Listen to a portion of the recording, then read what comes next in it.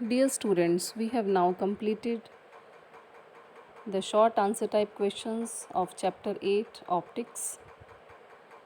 Now coming towards the long answer type questions. The very first question is, explain phenomena of reflection of light and laws governing it. Reflection of light और इसके laws हम लोग already short questions में भी discuss कर चुके हैं, तो let us do it fast. Reflection of light. It is the bouncing back of light at an interface between two different media. This phenomena allows us to see our image in the mirror. तो light रे जब एक interface के ऊपर strike करती है आके, जैसे हम यहाँ पे PO लाइट रे देख रहे हैं, जब ये ग्लास और एयर के इंटरफेस पे आके स्ट्राइक करेगी तो हम देखेंगे कि लाइट O पॉइंट से बाउंस बैक हो जाती है Q पे, यानी Q पॉइंट पे हम लोग we can see the image. तो this bouncing back of light from the interface between two different media, जो दो डिफरेंट मीडिया हैं, दो डिफरेंट मीडिया यहाँ पे कौन कौन से हैं, एक मिरर है और दूसरी क्या है, एयर.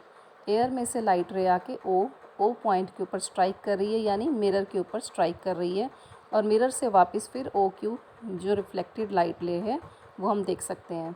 तो this phenomena of bouncing back of light is known as reflection of light. यहाँ पे भी हमने यही बताया है बेटा कि इस फिगर में जो ग्लास एयर इंटरफेस है वो कंसिडर किया गया है. PO क्या है, जो लाइट रे इंसिडेंट कर रही है ग्लास मिरर पे एट एंगल थीटा आई, जिसको हम एंगल ऑफ इंसिडेंस बोल रहे हैं. और OQ क्या है, it is the light ray reflected from the interface at an angle theta R. तो ये जो एंगल है वो थीटा आर है और ये एंगल क्या है, थीटा आई.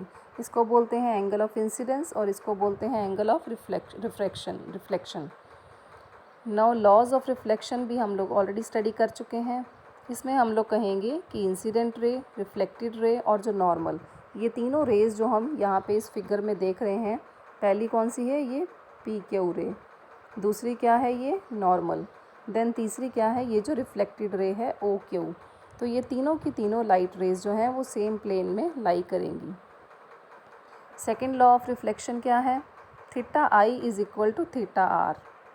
तो ये PO रे जो नॉर्मल के साथ एंगल बना रही है थीटा आई, जिसको हम बोल रहे हैं एंगल ऑफ इंसिडेंस, और फिर नेक्स्ट OQ और नॉर्मल के बीच में जो एंगल बन रहा है थीटा आर, इसको हम बोल रहे हैं angle of reflection.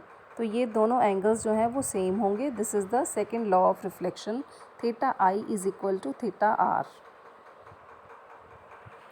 Now question number 2, explain with diagram the refraction of light. तो ये भी हम ऑलरेडी कर चुके हैं, फटाफट हम लोग इसको रिवाइंड कर लेते हैं. The phenomena of bending of light rays from their original path while passing from one medium to another.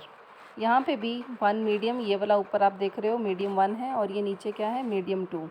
तो जब मीडियम 1 से मीडियम 2 में लाइट एंटर करती है तो लाइट अपने नॉर्मल पाथ से, ये जो इंसिडेंट रे है ये अपने नॉर्मल पाथ पे ना जाके एक तरफ बेंड हो जाती है.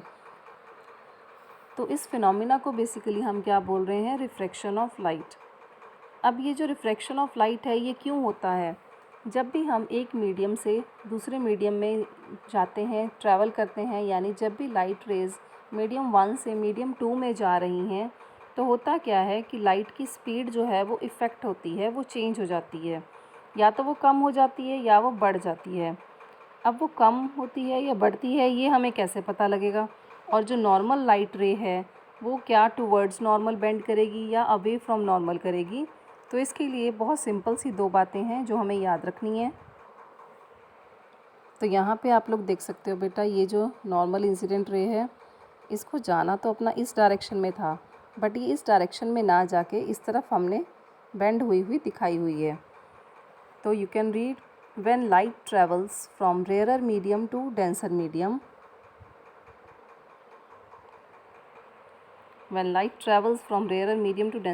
it bends towards the normal.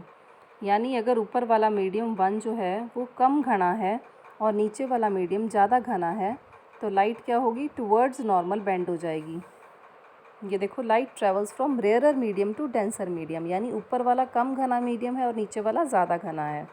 तो लाइट टुवर्ड्स नॉर्मल यानी नॉर्मल की तरफ आप लोग देख सकते हो, यहाँ पे लाइट इस तरफ बेंड हो गई है। ठीक है,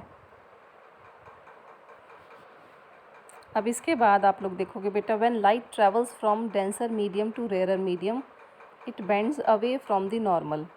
यानी अगर ऊपर वाला मीडियम ज़्यादा घना है और नीचे वाला कम घना है तो लाइट रे जो है वो away from the normal bend हो जाएगी। यानी जो लाइट रे है वो किस तरह से बेंड होगी, उसके फिर लाइट इस तरफ जाएगी। ठीक है,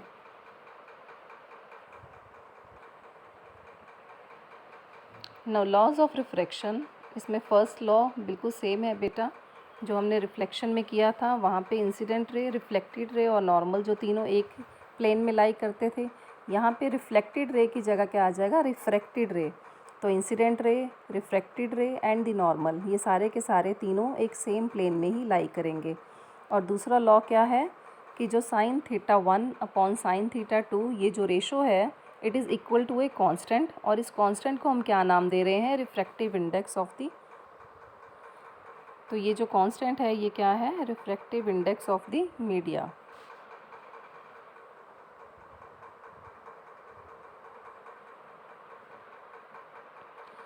इस लॉ को हम बेटा एक और नाम देते हैं, इसको बोला जाता है स्नेल्स लॉ। तो कई बार क्वेश्चन ये भी आ जाता है, what is Snell's law, explain it with the law of refraction. तो उसका आंसर आपको बेटा यही देना है। अगर आपसे स्नेल्स लॉ पूछा जाता है तो ये सेम क्वेश्चन उसका आंसर आएगा।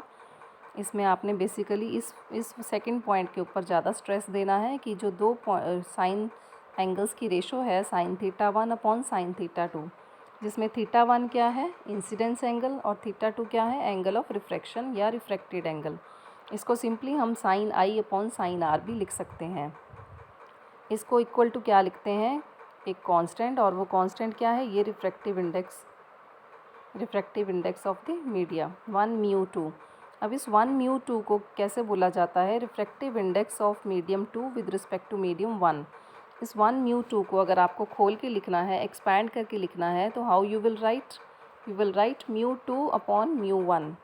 तो रिफ्रैक्टिव इंडेक्स मीडियम 2 का ऊपर न्यूमरेटर में आता है और μ1 डिनोमिनेटर में आएगा, जो रिफ्रैक्टिव इंडेक्स ऑफ मीडियम 1 है। So this is question number 2।